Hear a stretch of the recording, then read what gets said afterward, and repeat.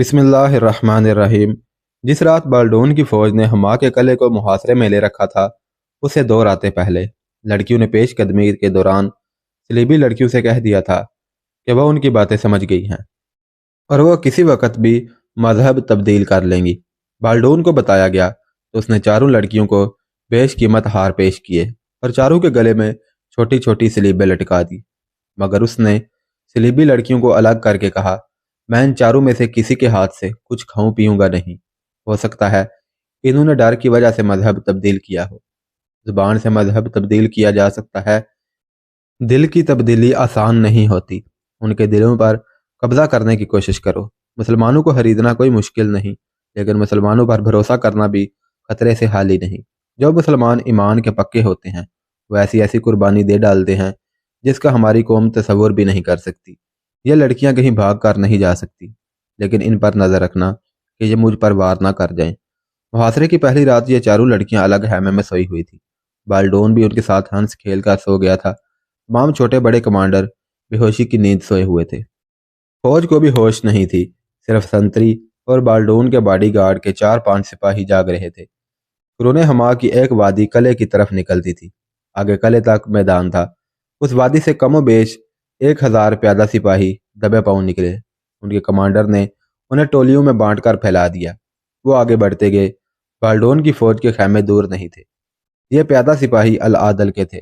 العادل قلعے میں نہیں تھا۔ اسے اندازہ تھا کہ صلیبی قلعے کا محاصرہ کریں گے، چنانچہ اس نے تمام دستے ہما کی پہاڑیوں میں چھپا لیے تھے۔ اس نے قلعے میں اطلاع بھجوائی تھی کہ محاصرے سے گھبرائے نہیں۔ العادل نے قلعہ دار کو اپنی سکیم بتا دی تھی۔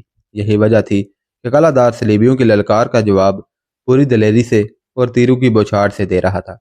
قلعہ دار العادل کا ماموں شہاب الدین الحارمی تھا۔ رات کو العادل کے 1000 پیادوں نے ٹولیوں میں تقسیم ہو کر اور پھیل کر شب خون کے انداز کا حملہ کیا۔ انہوں نے سب سے پہلے خیمے کی رسیاں کاٹی اور اوپر سے صلیبیوں کو برچھیوں سے چھلنی کرنا شروع کر دیا۔ خیموں کے نیچے پھنسے ہوئے سپاہی کیا مزاحمت کر سکتے تھے؟ یہ جم کر لڑنے والا مارکا نہیں تھا۔ یہ سلطان ایوبی کا محسوس طریقہ جنگ تھا، ضرب لگاؤ اور بھاگو۔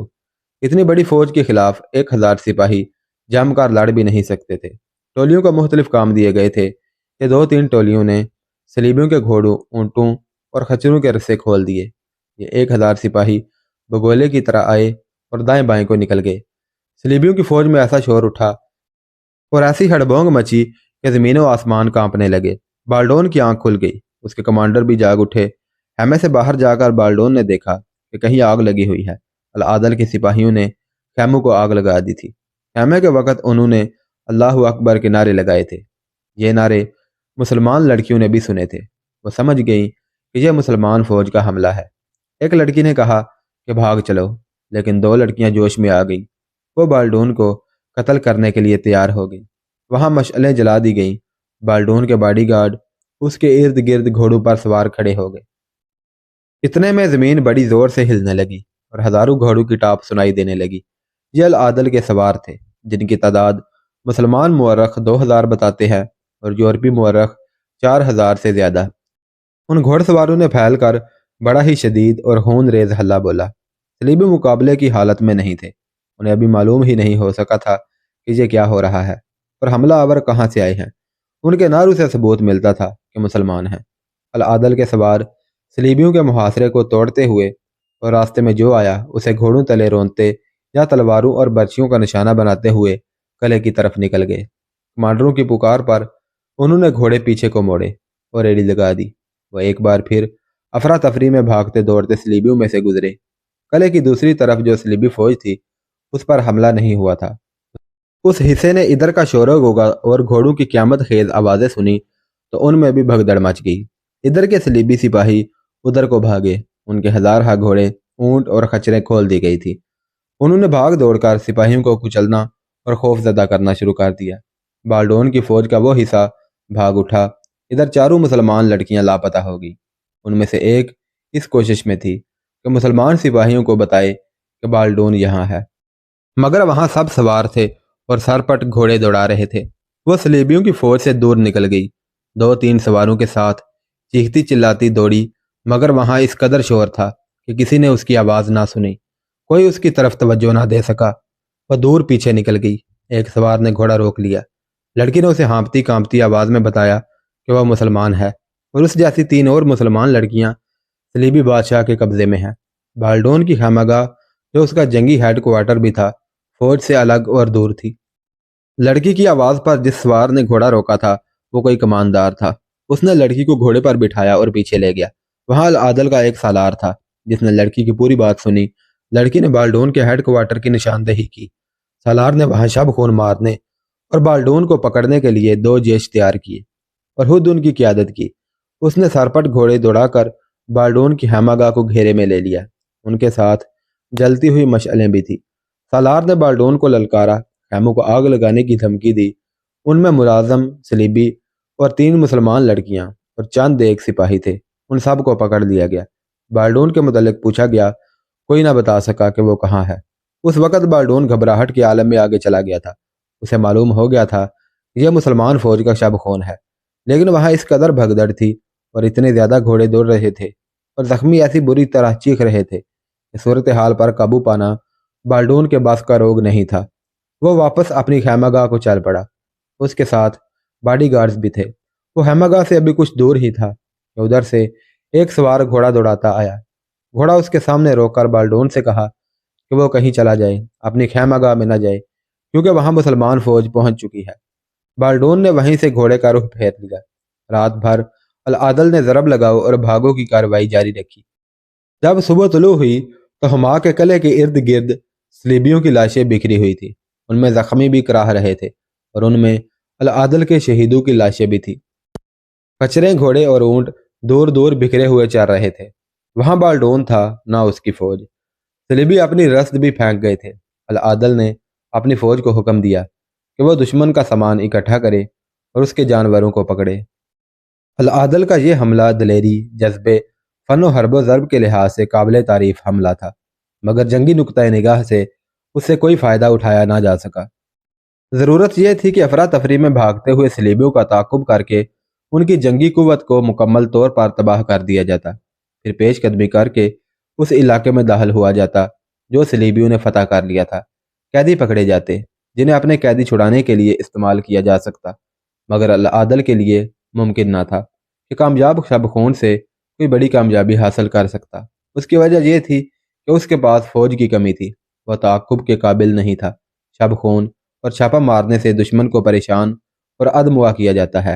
اسے شکست دے کر علاقے پر قبضہ کرنے کے لیے پوری فوج حملہ کرتی ہے۔ العادل نے ایک کام تو کر لیا تھا، لیکن اگلے مرحلے کے لیے اس کے پاس کچھ بھی نہیں تھا۔ البتہ اس نے یہ کامیابی حاصل کر لی کہ اس نے اس قلیل فوج کے جذبے پر رملہ کی شکست کا جو برا اثر پڑا تھا وہ صاف ہو گیا اور سپاہیوں کے جذبے تر و تازہ ہو گئے۔ ان کے دلوں میں یہ اعتماد بحال ہو گیا کہ صلیبی ان سے برتر نہیں اور وہ کسی بھی میدان میں صلیبیوں کو شکست دے سکتے ہیں۔ ضرورت فوج میں اضافے کی تھی۔ یہ کامیابی بھی حاصل کی گئی۔ ہما کے قلعے کو بچا لیا گیا، ورنہ صلیبیوں کو ایک قلعہ بند اڈا مل جاتا۔ العادل اپنے ہیڈ کوارٹر میں دانت پیس رہا تھا۔ اس کے سالاروں کی جذباتی حالت اس سے زیادہ مشتعل تھی۔ اگر ان کے پاس فوج ہوتی تو وہ اس شب خون کے بعد بہت بڑی کامیابی حاصل کر لیتے اور بالڈون اپنی فوج کو زندہ نہ لے جا سکتا۔ العادل نے کاتب کو بلایا اور اپنے بڑے بھائی سلطان صلاح الدین ایوبی کے نام خط لکھوانے لگا۔ برادر بزرگوار سلطان مصر و شام، اللہ آپ کو سلطنت اسلامیہ کے وقار کی خاطر عمر طویل عطا فرمائے۔ میں اس امید پر خط لکھ رہا ہوں کہ آپ بخیر و عافیت قاہرہ پہنچ چکے ہوں گے۔ کسی نے اطلاع دی تھی کہ آپ شہید ہو گئے ہیں، پھر معلوم ہوا کہ زخمی ہوئے ہیں۔ میں اور میرے سالار فکر مند رہے۔ آپ نے دانش مندی کی، جو راستے سے قاصد بھیج کر ہمیں بتا دیا کہ آپ زندہ و سلامت ہیں اور قاہرہ جا رہے ہیں۔ مجھے توقع ہے کہ آپ نے رملہ کی شکست کو دل پر بار نہیں بنایا ہوگا۔ ہم انشاءاللہ شکست کا انتقام لیں گے، کھوئے ہوئے علاقے واپس لیں گے اور بیت المقدس سے بھی آگے جائیں گے۔ آپ شکست کے اسباب پر غور کر رہے ہوں گے، میں اس کی ذمہ داری فوج پر عائد نہیں کروں گا۔ ہمیں شکست کے راستے پر اپنے بھائیوں نے اسی روز ڈال دیا تھا جس روز ہمارے خلاف صف آرا ہوئے تھے۔ جب 2 بھائی آپس میں لڑتے ہیں تو ان کے دشمن ہمدردی کے پردے میں انہیں ایک دوسرے کے خلاف مشتعل کرتے ہیں۔ ہمارے بھائیوں کو بادشاہی کے نشے نے اندھا کیا۔ وہ دولت جس کی ضرورت سلطنت اسلامیہ کو تھی، خانہ جنگی میں ضائع ہوئی۔ ہماری فوج کی بہترین اور تجربہ کار نفری تباہ ہو گئی۔ ان کی فوج جو اسی خلافت کی فوج تھی جس کے ہم ہیں، صرف اس لیے ضائع ہو گئی کہ چند ایک افراد نے تخت و تاج کے خواب دیکھنے شروع کر دیے تھے۔ جس قوم کے سربراہوں میں تخت و تاج کا لالچ پیدا ہوگا، اس کو وہ اپنے عزائم کے مطابق دھڑوں میں تقسیم کر کے آپس میں ضرور لڑائیں گے۔ ہمیں اس طرف بھی توجہ دینی پڑے گی کہ قوم دھڑوں اور گروہوں میں تقسیم نہ ہونے پائے۔ مذہبی فرقہ بندیاں ہی کیا کم تھیں کہ سلطانی کے حصول کے لیے قوم گروہوں میں تقسیم ہونے لگی ہے۔ ہمیں شکست تک اسی فرقہ بندی نے پہنچایا ہے، مگر اس کی سزا آج سالاروں اور سپاہیوں کو مل رہی ہے۔ ہماری بہترین فوج خانہ جنگی میں ضائع ہوئی۔ اس کمی کو ہم نے نئی بھرتی سے پورا کیا اور شکست کھائی۔ میدان جنگ سے بے ترتیب بھاگنے والے تمام نئے سپاہی تھے۔ میں نے اور میرے سالاروں نے رملا کی شکست کے فوراً بعد ثابت کر دیا ہے کہ فوج نہیں ہاری۔ میرے پاس وہی پیادہ اور سوار نفری تھی جو آپ نے میری کمان میں دی تھی۔ آپ نے مجھے محفوظہ یعنی ریزرو میں رکھا، مگر میدان جنگ کی کیفیت اس قدر تیزی سے بدل گئی کہ مجھ تک آپ کا کوئی حکم نہ پہنچ سکا۔ یہ بھی پتہ نہ چلا کہ آگے کیا ہو رہا ہے اور میں آپ کی کیا مدد کر سکتا ہوں۔ پسپا ہونے والے ایک کماندار نے جو دائیں پہلو پر تھا مجھے بڑی ہی تفتیشناک اطلاع دی اور مشورہ دیا کہ میں اپنے دستے استعمال نہ کروں اور حملے کی لغزش نہ کروں۔ میں نے یہی بہتر سمجھا کہ کم از کم ان دستوں کو جو مارک میں ابھی شریک ہی نہیں ہوئے بچا لوں۔ میں نے اپنے جذبات پر قابو پا لیا اور عقل سے کام لیا۔ میں نے حماق کی طرف کوچ کا حکم دے دیا۔ میرے دستوں کا جذبہ کسی حد تک مجروح ہو گیا تھا۔ میں دعا کرتا رہا کہ دشمن میرے سامنے آئے اور میں اپنے دستوں کے جذبے میں جان ڈالوں۔ میں نے مخبر پیچھے چھوڑ دیے تھے۔ حماق کے کوہستان میں مجھے مخبروں نے یہ قیمتی خبریں دی کہ بالڈون میرے تعاقب میں آ رہا ہے۔ وہ اس غلط فہمی میں اپنی تمام تر فوج حماق کے قلعے کو محاصرے میں لینے کو آیا کہ میں قلعے میں ہوں گا، لیکن میں نے آپ کے طریقہ جنگ کے عین مطابق کوہستان کے اندر دستے چھپا دیے تھے اور قلعہ دار کو صورتحال اور اپنی متوقع چال کے متعلق تفصیلاً بتا دیا تھا۔ میری توقع اللہ نے پوری کی۔ بالڈون کی فوج جس کی قوت ہم سے 10 گنا زیادہ تھی، میرے جانباز جیشو نے بڑا ہی دلیرانہ اور کامیاب شب خون مارا۔ یہ آپ کی اس فوج کا شب خون تھا جس کے متعلق تاریخ کہے گی کہ اس نے شکست کھائی تھی۔ میری خواہش ہے کہ یہ شب خون تحریر میں لا کر کاغذات میں رکھ لیا جائے تاکہ آنے والی نسلیں یہ نہ کہیں کہ شکست کے بعد قوم مر ہی جاتی ہے۔ اگر آپ وہ منظر دیکھتے جو اگلے روز کے سورج نے ہمیں دکھایا تو آپ شکست کے صدمے کو بھول جاتے۔ مجھے افسوس ہے کہ بالڈون میرے پھندے سے نکل گیا، اسے پکڑا نہیں جا سکا۔ میں اس وقت ایک ٹیکری پر کھڑا کاتب سے یہ خط لکھوا رہا ہوں۔ مجھے حماق کا قلعہ نظر آ رہا ہے، اس پر وحدت مصر و شام کا جھنڈا لہرا رہا ہے۔ قلعے کے ارد گرد صلیبیوں کی لاشوں کے علاوہ کچھ اور دکھائی دیتا ہے تو وہ ہزاروں گدھ ہیں جو لاشوں کو کھا رہے ہیں۔ آسمانوں سے گدھ اتر رہے ہیں، کہیں کہیں سے دھواں اٹھ رہا ہے۔ یہ آگ گزشتہ رات میرے چھاپا ماروں نے لگائی تھی۔ بالڈون کی فوج جس افراتفری میں بھاگی ہے اسے میں وثوق سے کہتا ہوں کہ بالڈون جوابی حملہ نہیں کر سکے گا، تاہم میں اس کے لیے تیار ہوں۔ اگر میرے پاس اتنے ہی دستے اور ہوتے جتنے اب ہیں تو میں صلیبیوں کا تعاقب کرتا اور شکست کو فتح میں بدل دیتا۔ میں آپ کو یقین دلاتا ہوں کہ میرے سالاروں، کمانداروں اور تمام تر سپاہ کا لڑنے کا جذبہ تر و تازہ ہو گیا ہے۔ مجھے امید ہے کہ آپ آرام سے نہیں بیٹھے ہوں گے، فوج کے لیے بھرتی اور نئی تنظیم میں مصروف ہو گئے ہوں گے۔ آپ اطمینان سے تیاری کریں، میں چھاپا مار جنگ جاری رکھوں گا، دشمن کو کہیں بھی آرام سے بیٹھنے نہیں دوں گا۔ اس طرح میں کسی علاقے پر قبضہ تو نہیں کر سکوں گا، البتہ آپ کو تیاری کا وقت مل جائے گا۔ میں نے دمشق بھائی شمس الدولہ کو پیغام بھیج دیا ہے، مجھے چند ایک دستے اور دیگر سامان بھیجے۔ حلب الملک صالح کو بھی پیغام بھیج دیا ہے، معاہدے کے مطابق مجھے مدد دے۔ میں آپ کو اللہ کے بھروسے پر تسلی دے رہا ہوں کہ میرے متعلق فکر نہ کریں۔ میں اور میرے سالار آپ کی حیثیت اور سرگرمیوں کے متعلق جاننے کو بےتاب ہیں۔ اللہ ہمارے ساتھ ہے، اسی کی ذات باری سے مدد مانگتے ہیں اور ہم سب کو اسی کی طرف لوٹ کے جانا ہے۔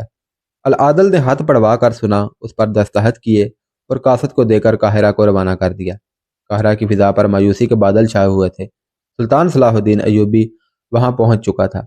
شہر میں اور شہر کے مضافات میں یہی ایک آواز ابھرتی سنائی دیتی تھی، شکست شکست۔ شکوک اور شبہات ابھرنے لگے۔ شکست جیسے حادثات اور ایسے واقعات جن کے متعلق لوگوں کو کچھ پتہ نہ چل سکے ایسی فضا پیدا کر دیتے ہیں جن سے افواہیں پھوٹتی پھلتی پھولتی اور پھیلتی ہیں۔ یہ عمل قاہرہ کے اندر بھی اور ارد گرد بھی شروع ہو گیا تھا۔ وہاں دشمن کے تحریب کار اور جاسوس بھی موجود تھے جو یورپ کے باشندے نہیں، مصر کے رہنے والے مسلمان تھے۔ اس کی انہیں اجرت ملتی تھی کہ لوگوں میں یہ مشہور کریں کہ صلیبیوں کے پاس اتنی جنگی قوت ہے جس کے سامنے دنیا کی کوئی فوج نہیں ٹھہر سکتی۔ سلطان ایوبی کی ہاری ہوئی فوج کے خلاف یہ مشہور کیا جانے لگا کہ بیکار اور عیاش فوج ہے، جہاں جاتی ہے لوٹ مار کرتی اور مسلمان خواتین کی آبرو ریزی سے بھی گریز نہیں کرتی۔ سلطان ایوبی کی جنگی اہلیت کے خلاف بھی باتیں شروع ہو گئی۔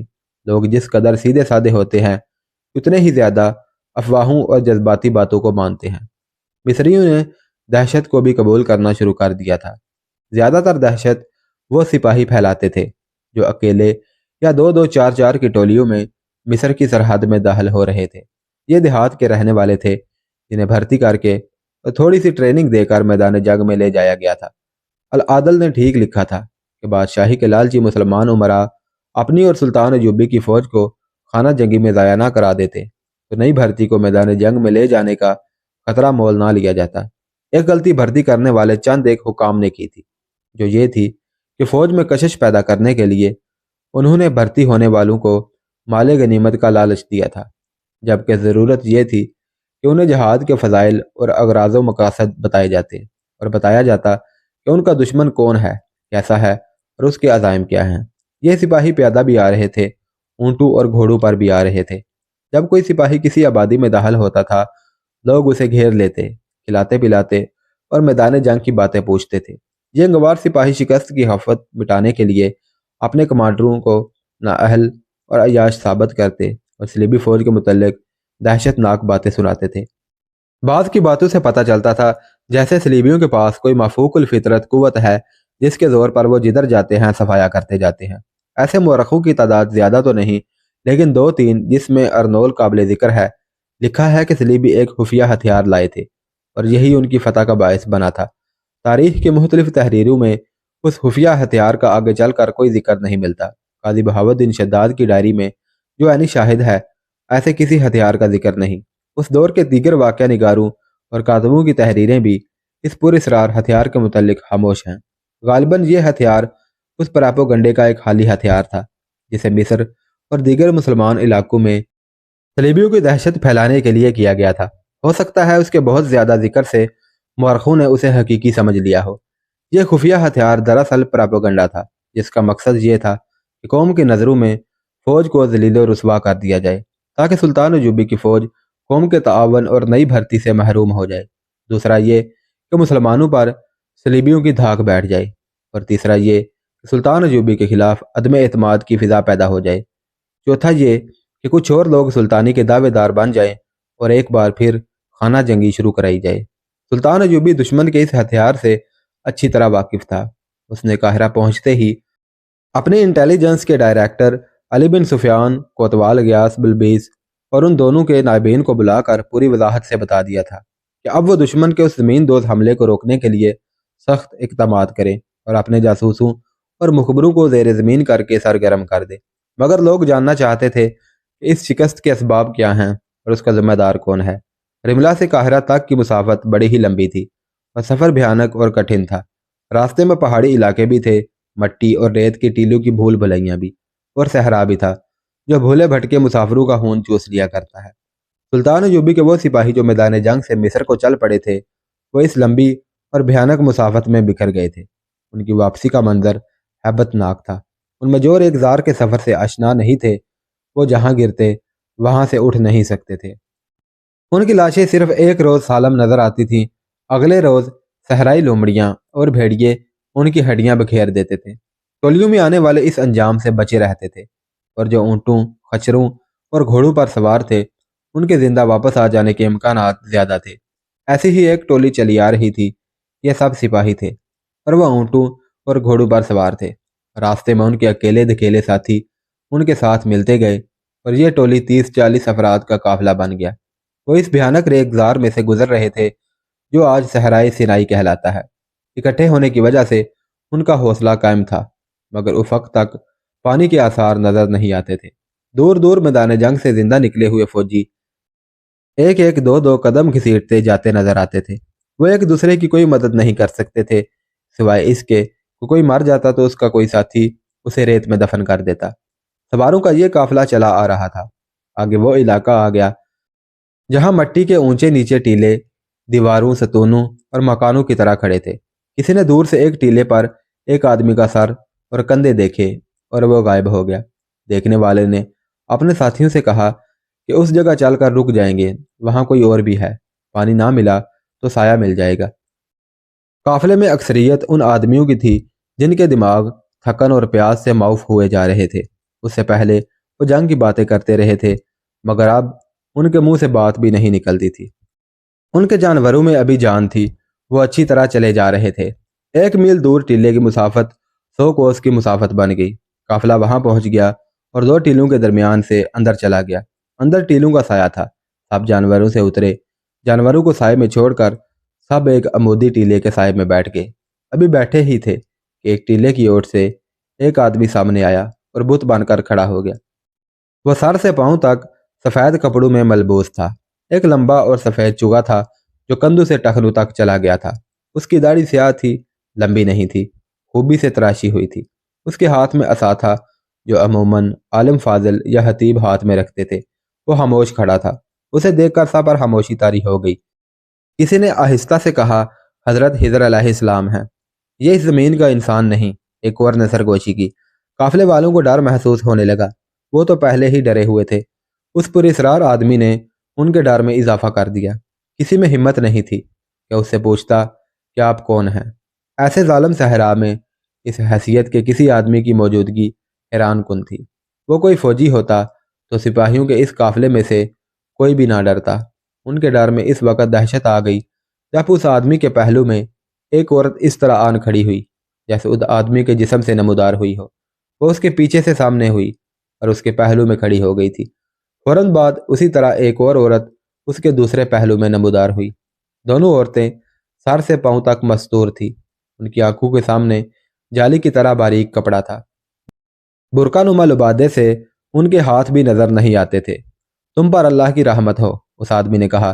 کیا میں آگے آ کر بتا سکتا ہوں کہ ہم کون ہیں؟ سب نے ایک دوسرے کی طرف دیکھا، پھر اس شخص اور عورتوں کی طرف دیکھا۔ کسی نے ڈرے ہوئے لہجے میں کہا، آپ ہمارے پاس آئیں اور بتائیں کہ آپ کون ہیں، اور ہمیں آپ جو حکم دیں گے ہم اس کی تعمیل کریں گے۔ وہ ایسی چال چلتا ان تک پہنچا جو عام انسان کی چال نہیں تھی۔ اس کے چلنے میں اور سراپا میں جلال سا تھا۔ دونوں مستورات اس کے پیچھے پیچھے آئیں۔ سب احترام سے اٹھ کھڑے ہوئے۔ احترام میں بھی ڈر شامل تھا۔ وہ ٹیلے کے ساتھ بیٹھ گیا۔ مستورات بھی اس کے پاس گئیں۔ جالی میں سے ان کی آنکھیں نظر آ رہی تھی۔ ان سے پتہ چلتا تھا کہ وہ خوبصورت عورتیں ہیں، لیکن ان میں سے کسی میں بھی اتنی جرت نہیں تھی کہ ان آنکھوں کا سامنا کر سکتا۔ سفید پوش شخص اور ان مستورات کے کپڑوں پر گرد تھی جس سے معلوم ہوتا تھا کہ وہ سفر میں ہے۔ میں بھی وہیں سے آیا ہوں جہاں سے تم آ رہے ہو، سیاہ ریش نے بھاگے ہوئے مصری سپاہیوں سے کہا۔ فرق یہ ہے کہ تم جہاں جا رہے ہو وہ تمہارا گھر ہے، اور میں جہاں سے آیا ہوں وہ میرا گھر تھا۔ اس کے لہجے میں سنجیدگی اور اداسی تھی۔ ہم کس طرح یقین کریں کہ آپ انسان ہیں؟ ایک سپاہی نے پوچھا۔ ہم آپ کو آسمان کی مخلوق سمجھ رہے ہیں۔ میں انسان ہوں، سیاہ ریش بزرگ نے جواب دیا، اور یہ دونوں میری بیٹیاں ہیں۔ میں بھی تمہاری طرح رملہ سے بھاگ کر آ رہا ہوں۔ اگر میرا پیر و مرشد مجھ پر کرم نہ کرتا تو صلیبی مجھے قتل کر دیتے اور میری ان دونوں بیٹیوں کو اپنے ساتھ لے جاتے۔